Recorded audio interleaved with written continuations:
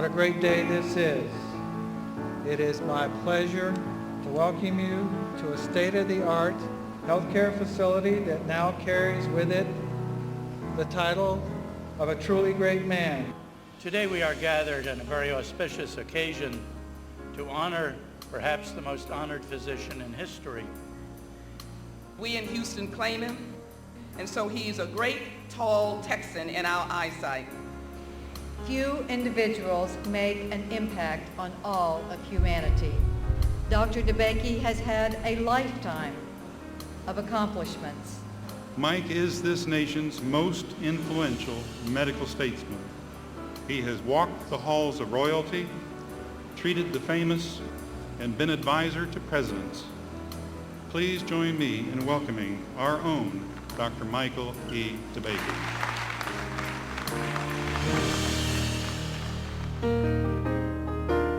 How are we to know Michael E. DeBakey? His vision helped chart the course of the modern VA. He created medical miracles, trained generations of physicians, and set the standard for personal integrity. His dedication to research pushed the boundaries of what is possible. And his leadership created centers of excellence to heal the sick and care for the wounded. This is the legacy of Michael E. DeBakey, soldier, surgeon, statesman. He is a multifaceted person. His intellect is superior, his work ethic is superior, and his contributions have been superior. He's earned the fame that he has, and he clearly has demonstrated his own personal commitment to excellence. He creates systems, concepts, ideas, and he has the stick-to-itiveness to see them through to reality. He embodies the best, and it's the science and politics and advice and wisdom and friendship and all that, but it never steers very, very far from just being a good treater of patients. So many of the modern foundations of medicine were created by this man, or at least he contributed to them. I can think of no individual who has made a commitment to veterans and the care of veterans more passionately or more effectively than Dr. Michael E. DeBakey.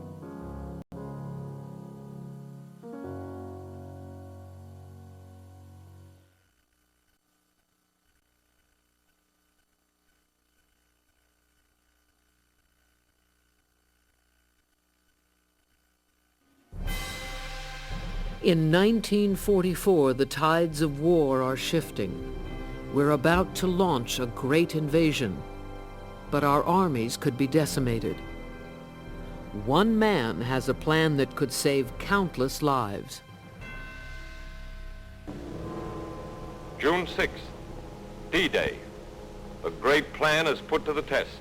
On this day, 120,000 men will hit the beaches at Normandy. 50,000 German soldiers lie ready for them. Thousands of our soldiers will die. But a new strategy to care for the wounded is in place and ready to be tested. First American soldiers hit the beach.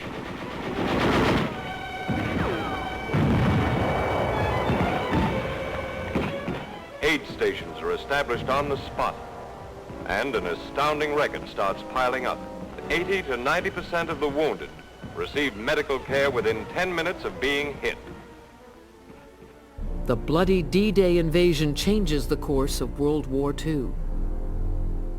Many of the men who survived their wounds that day owe their lives to the determination of one man, Michael DeBakey. Italy, a year earlier. Surgeon DeBakey is assigned to the 5th Army under the leadership of General Mark Clark. There he sees things in action, as he will put it. And he realizes that many who were wounded in battle could be saved if we changed how our combat surgeons operated. I think Dr. DeBakey's compassion for the veterans emanated from his own experience as a soldier. He saw firsthand the pain and suffering and the sacrifices made by young men for their nation. And one thing I noticed, we did not have the most experienced surgeons assigned to the field of evacuation hospitals. They were in the general hospitals in the rear, doing almost nothing. So it seemed obvious to me, make these well-trained surgeons mobile. Create a team and move them when you needed them. The concept is that after you are hurt, there's what's called a golden hour. It's important that within 1 hour, you're stabilized and helped. DeBakey's obvious plan meets much resistance. It will require too much change. It's too difficult, too risky. But his scientific mind wins out, and new mobile surgical units are formed. The new units achieve such dramatic results, DeBakey will convince the generals to use them on D-Day. And wherever they are deployed, the mobile surgical units show a high rate of success, saving the lives of soldiers wounded in battle.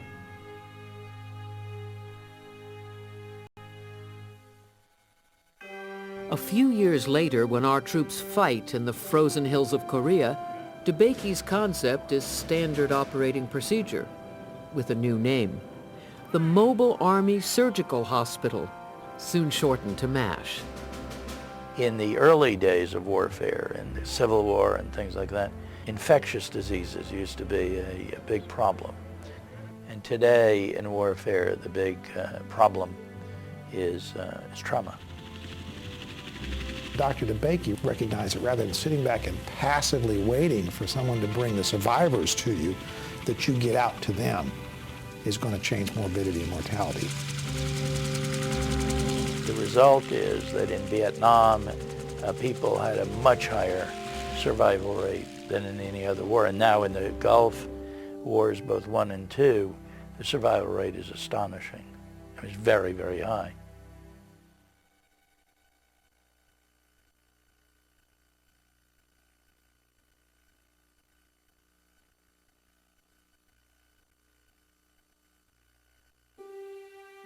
DeBakey's experiences during World War II will shape his thinking throughout his life. Once the war ends, he turns his attention to the wounded troops coming back from overseas. After the war, he recognized the great need for rehabilitating the soldiers who had returned, because what really happened with techniques that he invented, such as the MASH hospitals, was that actually people who were wounded and in previous wars would have died did not. And since they did not die, it was necessary for them to be treated and rehabilitated and brought back into life. That job will fall to the VA. But first, things will have to change. He agreed to stay to work with the VA in creating an infrastructure so that veterans who were returning from war had the resources that they were going to need to be taken care of. Late in the war, Roosevelt, before his death, recognized that the VA was not ready for all the returning soldiers. It was more of the old soldiers' home and needed to be beefed up, if you will, to deal with the crush of returning veterans. We in the Veterans Administration are bending every effort to modernize and speed up our services to all veterans. We were having as many as 3,000 to 5,000 wounded military personnel arriving daily from overseas, and we were losing the personnel that we needed to take care of those wounded, many of whom still needed restoration surgery. Dr. DeBakey was still in the Army at this time, but he was working with the VA in transitioning active duty soldiers to VA hospitals. It became obvious that we were going to have a crisis on our hands.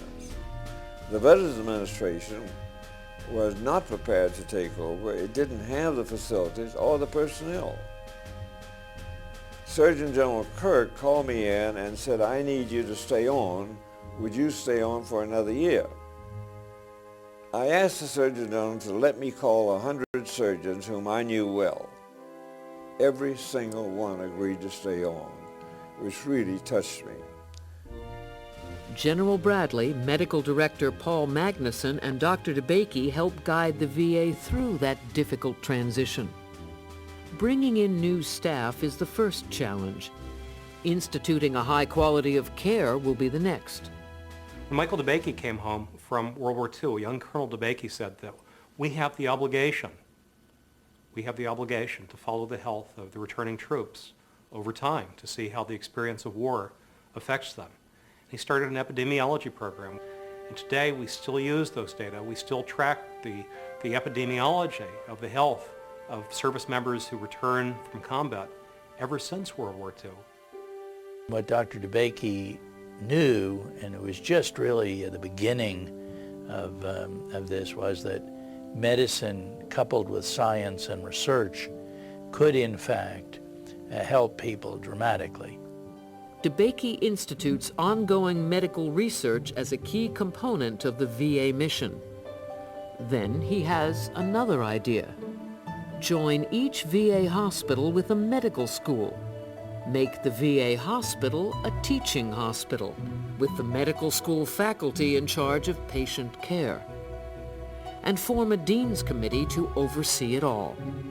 First of all, he created the idea of Dean's Committees at all the VA hospitals, and he served on this Dean's Committee at the Michael E. DeBakey VA Medical Center since its inception. And if you looked at the 50-plus year of attendance at the Dean's Committee, the person with probably the best attendance record is Michael E. DeBakey.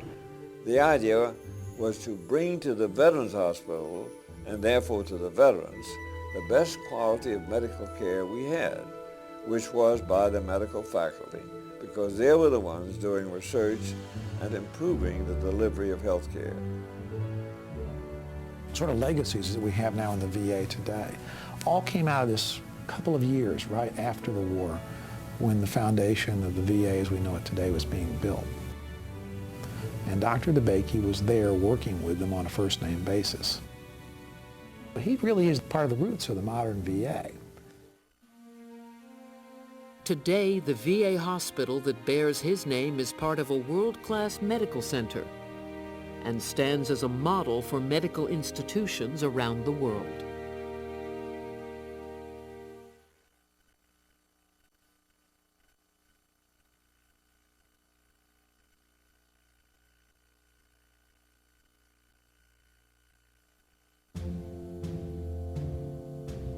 During his war service in Washington, DeBakey spends countless hours at the Army Medical Library, researching the medical texts and browsing through the books.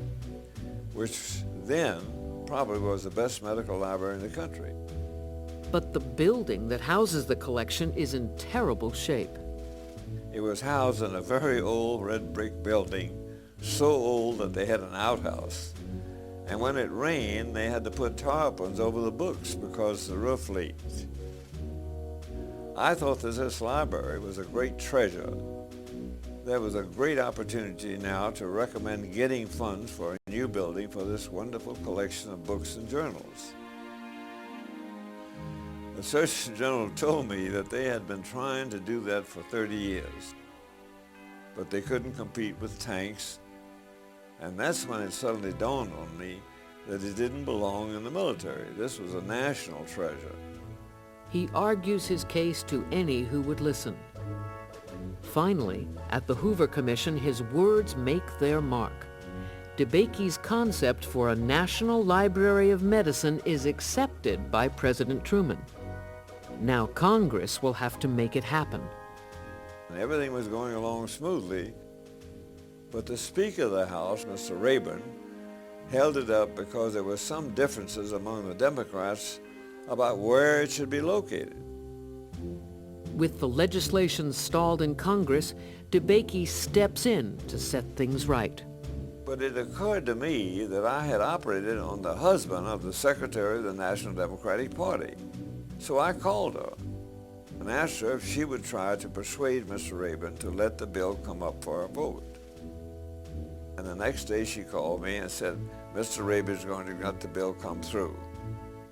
Mr. Hill called me shortly afterwards, and he said, I don't know what you did, but we're going to pass that bill. Today, the National Library of Medicine is a trusted resource, not just for medical professionals, but for everyone.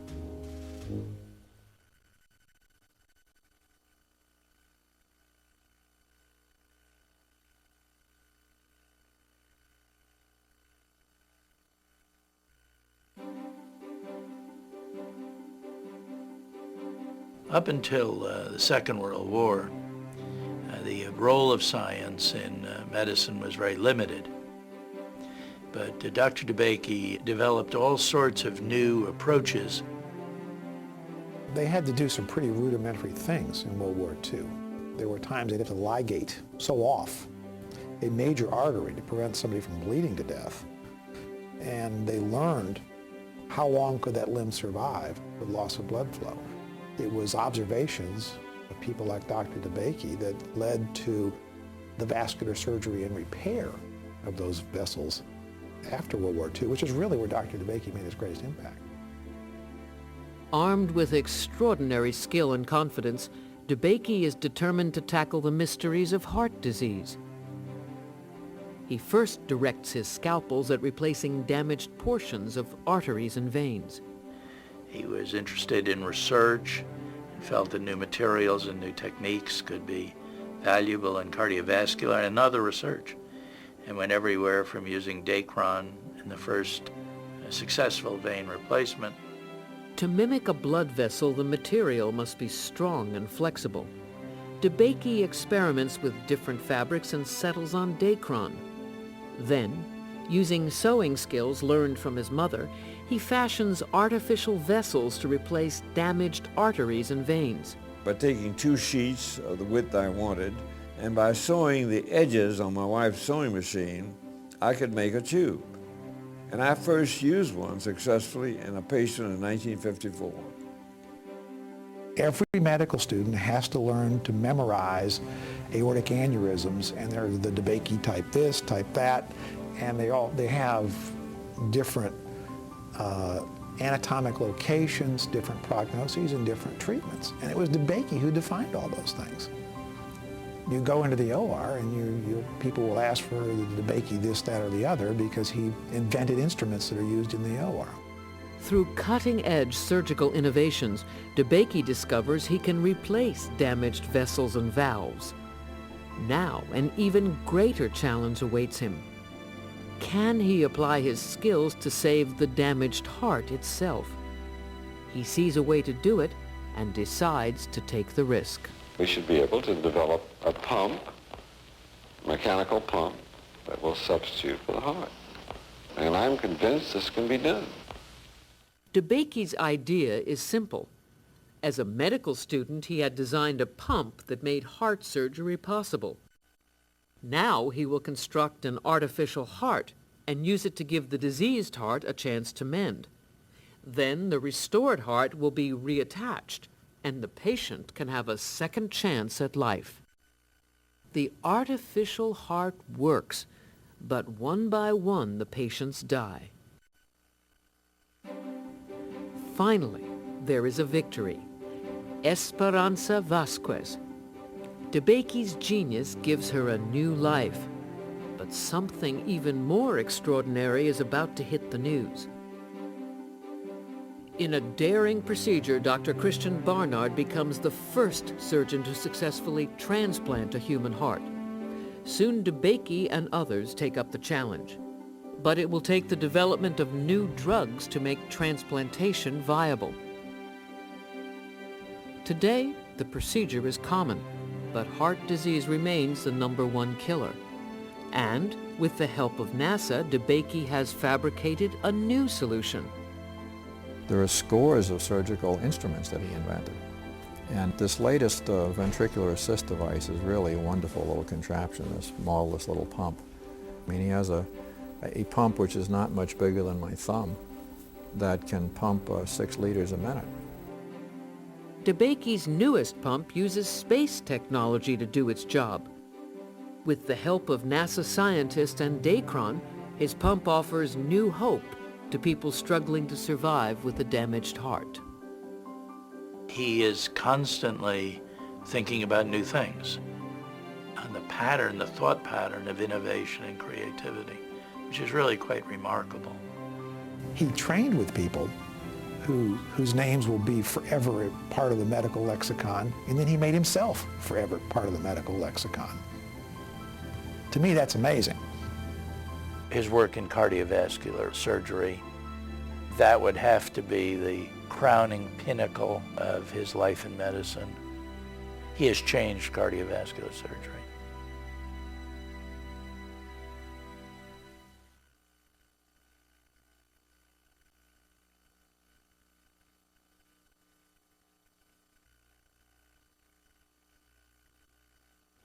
The liaison committee, which accredits medical schools, came for a visit.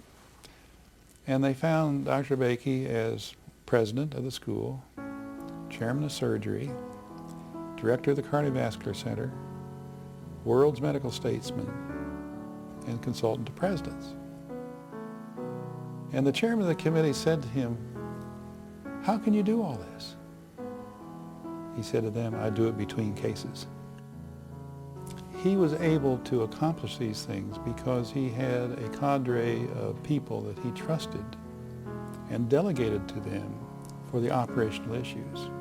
And he could therefore set his time aside to look at the long-term strategy, to look at the vision, and to set the example and set the stage for others to do their work. That's the brilliance of the real leadership.